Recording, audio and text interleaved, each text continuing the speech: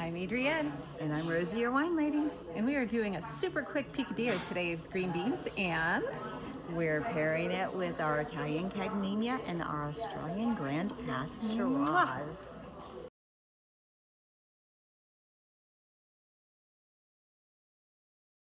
Okay, so where do we want to start today? Let's start with the wine. Let's start with the wine. Always the best thing to start with. So I have two different reds that I've paired with this dish actually. Yeah, Picadillo has a really nice, bold flavor, lots of levels going on. So I have something for the dry drinker and something for the sweet drinker. And it's a pretty bottle. It is, and a yummy wine. So, in case you buy wine bottles just because of how pretty they are, this is one of those, but it tastes good. Okay, so. And we didn't even sip yet. I know. So the dry red, this is from Australia. This is our Grand Past Shiraz. This is such a cool way that the winemaker made this wine. He goes out, he does a first harvest, he hand picks the best grapes of the first harvest. He leaves some of them on the vine. Then he lets those get a little bit sweeter. Then he goes out and he picks a second harvest. Second harvest is a little sweeter. He ferments the two harvests, he blends them together. This wine has layers. Usually a Shiraz is just kind of flat. Like ogres. Yeah, ogres, like have onions. Layers. So this has layers and just really nice, bold. This wine drinks like a high-end wine. It's so yummy. Okay. Then for the sweet drinkers, we have a sweet red. This is our Cagninia. It's from Italy. Cagninia. And from our Italian. Yes. So this is, oh my God, just bursting with fruit. You're going to get the fruit up front. You're going to get all kinds of just dark fruit yumminess, and it will hold up to all the bold flavors, the olives, the tomatoes, all of that. It's just a fabulous wine. I can't wait for us to try it. Okay, so this is not your traditional picadillo. So for those out there that have your heritages, I'm not trying to offend you. This is a way to have a yummy protein with your two veggies going on in a matter of minutes. It's a nice, fast recipe. From my understanding, Picadillo kind of needs to cook just nice and long the way that chili does also. So the longer you cook it, the more flavor develops. The same way that if you're making a quick tomato sauce, a quick pasta sauce versus letting it cook, it's going to taste good. It could definitely taste better. Again, I want to be giving you fast, simple recipes that do have good flavor that won't disappoint. So the recipe is down in the comments. You have the recipe and you will also have the grocery list, and we're going to make it for two today. What I'm going to do is I'm going to take our ground chicken, and it's a pound here. I'm going to use a half a pound of it. So maybe you don't want an entire meal, and we're going to be making a sausage mushroom pizza next, and I'm going to use the other half for that. So we got a bunch of stuff going on here, and we're going to have a shallot because maybe you don't use a lot of onions. So a shallot is a fabulous way to have a small amount for just a small recipe. I am using Capistrano olives today. So they don't have, if you don't like olives, but you kind of like olives, or you like the texture of them, Capistrano, and I'm saying that wrong, they don't have the olivey flavor, but they're very meaty at the same time. So it just kind of gives a nice little flavor to it. Shall we get started? Yeah. Okay. I'm excited. All right. So I'm going to move take the wines off the table so they don't get warm. So I'm going to take our shallot and I am going to cut the ends off like I would if it were an onion. So Rosie, wine. If we don't like reds, could we have a white with this? Oh, absolutely. Absolutely. Okay. I would suggest something that is, again, a little complexity, a little heavier white. I wouldn't do oak. Oak would, like an oak Chardonnay would be too much for the dish. You could do an unoaked Chardonnay. You could do a Vouvray. We love our Chenin Blanc grapes. So Chenin Blanc, Vouvray, both of those are wonderful. Those are some of Adrian and I's favorite beach wines, actually. Beach wines. We have lots of different wines for different occasions, but the Vouvray is our beach wine. Yeah, and if you're blessed to be in Florida or near a beach like we are, then it's one of those things we take advantage of, or maybe we're doing when we freak out about a hurricane coming. If we can't get to the beach, because now they do close the beaches when hurricanes are coming. So I have our pan on medium high, and I'm using olive oil today, and we're going to be heating this up just a little bit. And I don't know if you really caught what Rosie was saying, was that you hear Vouvray and you hear Chenin Blanc. They're both French wines? Well, no. Chenin Blanc can be grown in different places as long as, climate is right for it. But Vouvray is 100% Chenin Blanc. So it's just a Chenin Blanc grown in the Vouvray region, in the Loire region of France. So it's kind of the same way Champagne can only be Champagne. Yes. Vouvray can only be Vouvray. Correct. Okay, all right. Correct. So look, we're giving you little like wine trivias as we're going through this also. Yeah. Just so this way you can be a little snooty and be like, oh yes, and by the way, did you know that Vouvray is actually a Chenin Blanc? Because I asked her one day when we were drinking the Vouvray, and I'm like, what? Where does Vouvray come? She's like, it's a Chenin Blanc. I'm like, oh, okay. That's kind of cool to learn that. Yeah. So. Yeah. So food hacks and wine hacks. That's what we're all about here. Yeah. And you're going to be learning them all also. And, Yes. and hopefully you'll be able to share all that with you. So I did a little tiny dice on my shallot or shallot, depending on how fancy you want to get. And we're going to add those to our saute pan. So Rosie, what got you were you always interested in wine? So that is actually a question I get asked a lot. I was raised on wine, and it was always growing up in an Italian family. I'm guessing you had the same way. We did vodka martinis. Oh well, there you go. My family didn't do wine. With us, we always had wine in the house. Whenever anyone came to visit, everyone had to have at least a little bit of wine in their wine glass. Yeah. No, that we did have. Like, yes. We had family over, we did have, but it was normally asti spumanti. Well, yeah. Okay, so we didn't have the best wine either when we were growing up, because we had a very large family. But I started having problems with wine. I started getting headaches and just migraine kind of headaches. And I kind of stopped drinking wine. It would be that kind of situation where, like, if I was at someone's house and they offered me a glass of wine, I would just kind of nurse the one glass and just feel miserable the next day. Well, I moved to Tampa and I knew no one. I had 2 girls I worked with invited me to a PRP wine tasting. I went to the tasting because I had nothing going on that night. I had nothing going on the next day. Like, fine, I'll be in bed all day, not a problem. Go to the wine. How we do those things I know, to right? ourselves. It's like, oh yeah, I'll have a little bit of fun just to be in pain for a whole day. Yeah. But, young, dumb, and stupid. Yeah, and bored. Yeah, there was that too. Why not? Yeah, Let's but socialize. I go to this wine tasting, do the whole tasting, fine, no problems. The next day, I wake up, no problems. I was sold on PRP wine right then and there. There we go. Yeah. Okay, so in following up that question, that was how many years ago? I have been a wine consultant with PRP Wine for going on 22 years now. Okay, so this is where I'm laying my foundation question then. Has anything changed in the ingredients in the 22 years, just the way food ingredients have changed? It's changed Over a the lot years. Worldwide. But with your wines, is there a No. difference? We keep everything clean and pure. No artificial preservatives. So it is And no artificial flavors also, exactly, correct? exactly. Okay, because that was something that I didn't know until I think it was this last year when we were talking at one of your tastings.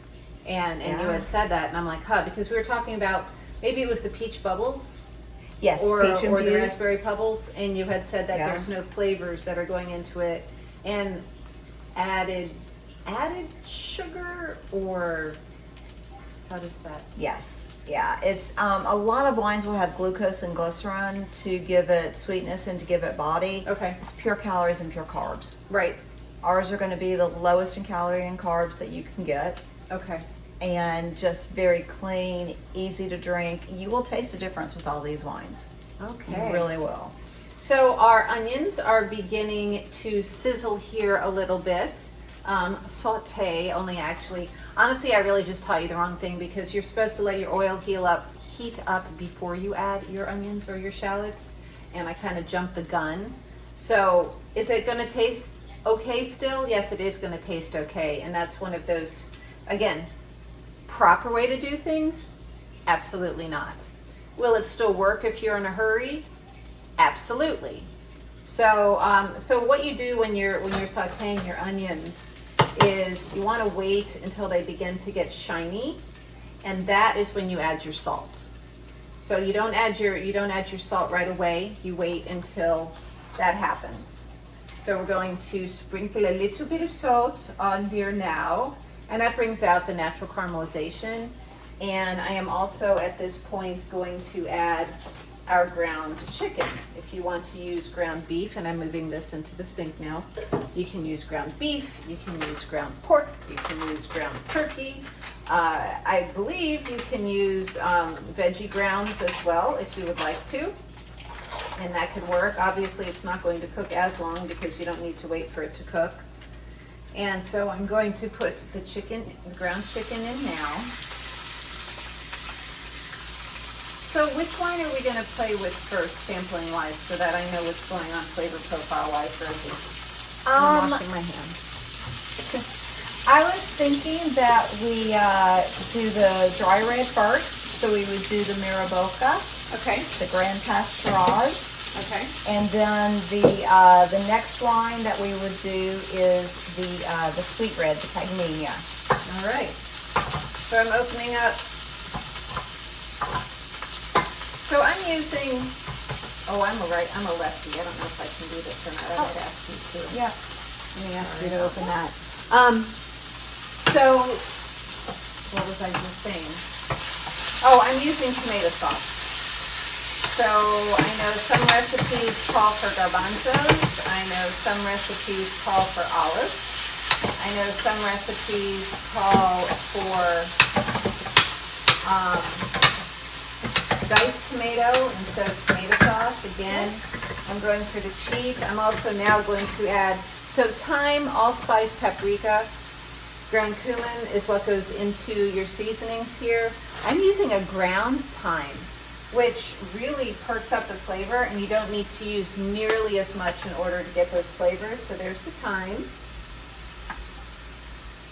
There's the allspice. Here goes the paprika. I like to toast the spices a little bit with the meat.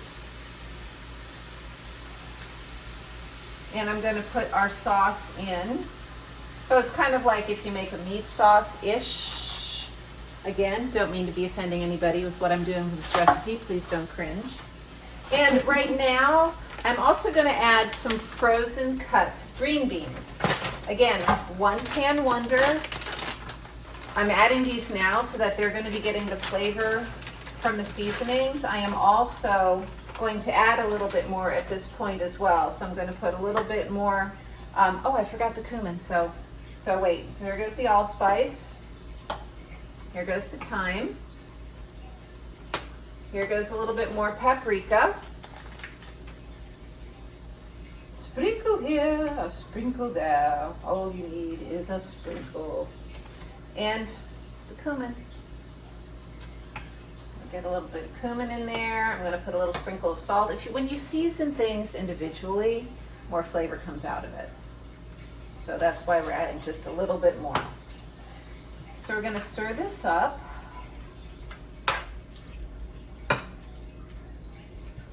And of course, since we're using frozen green beans, it's bringing the temperature down a little bit, and it'll take a minute to get back. One thing that I like to do is to just frost the green beans overnight in the refrigerator, and that way we don't have to, again, it won't just bring the temperature down for as long. Now at this point, we want to let it simmer for like 10 or 15 minutes or so. I'm also going to take my olives and I am going to slice those up a little bit.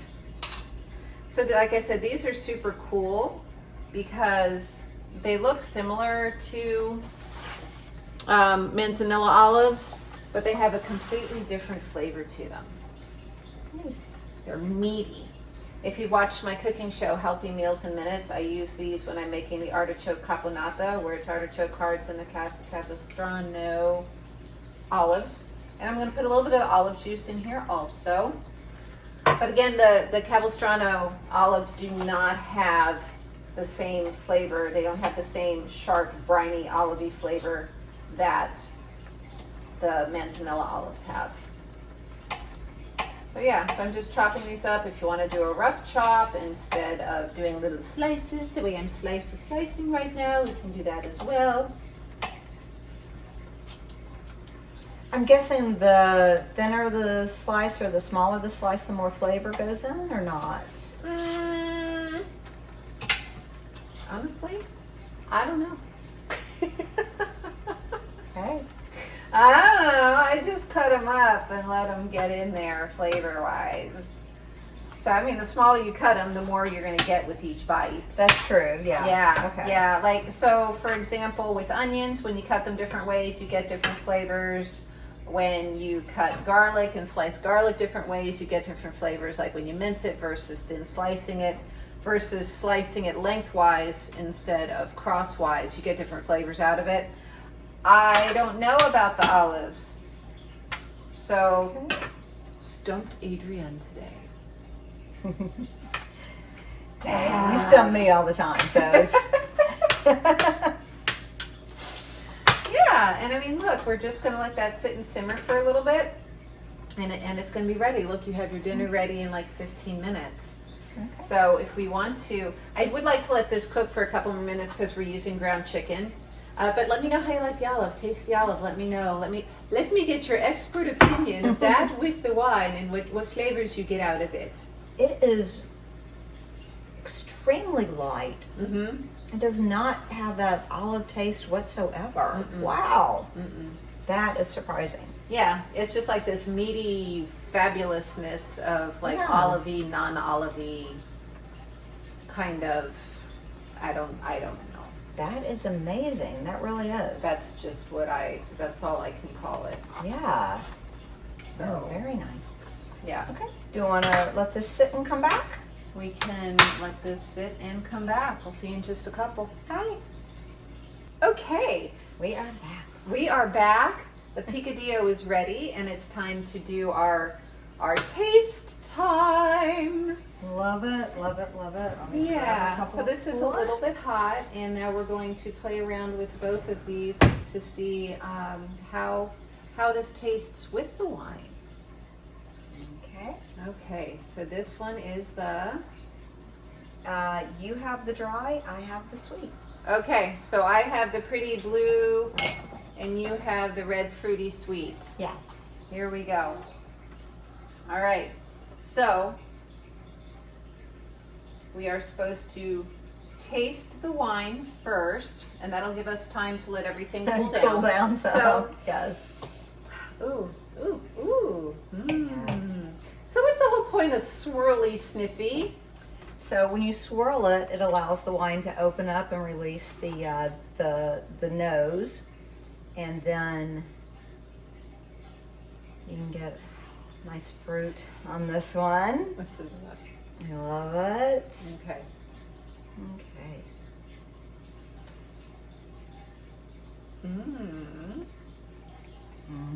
Okay.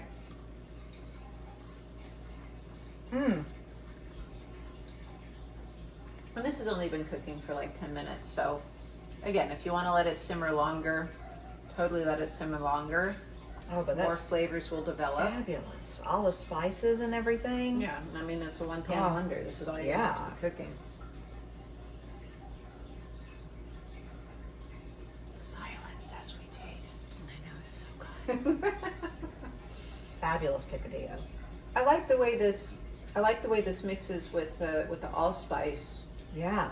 and the cumin. It's very complex, Yes. complementary. Yes. And this one kind of just mellows everything with it. It gives you just this nice kind of fruit mellowing kind of a thing. So it's really, really nice. All right. I know you're more on the dry side. Yeah. So that's why I gave you the dry. Yeah, if I did the fruity, I'd be drinking it like Kool-Aid. So Yeah. thank you. So, Picadillo with Romagna Cagnina and Miraboca. Grand Pass Miraboca, Grand Pass Shiraz. Shiraz, that explains it. I never get past the Miraboca because I love the label, but it's the Shiraz that I'm just having, which I love Rosie. She can set up your palate with anything. Follow her on Facebook, follow her on Instagram.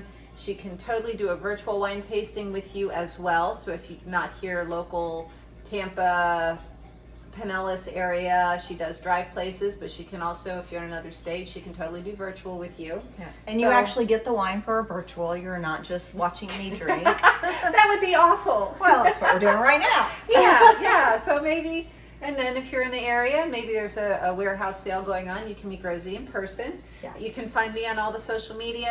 Thank you for following me on YouTube. And you can watch Healthy Meals in Minutes also, which are 8 episodes of 30 minutes or less cooking shows that are entertaining just like this one is. So I am the Food Whisperer. I am Rosie, your wine lady. 12 reasons to drink wine. Until next time. Cheers. Cheers.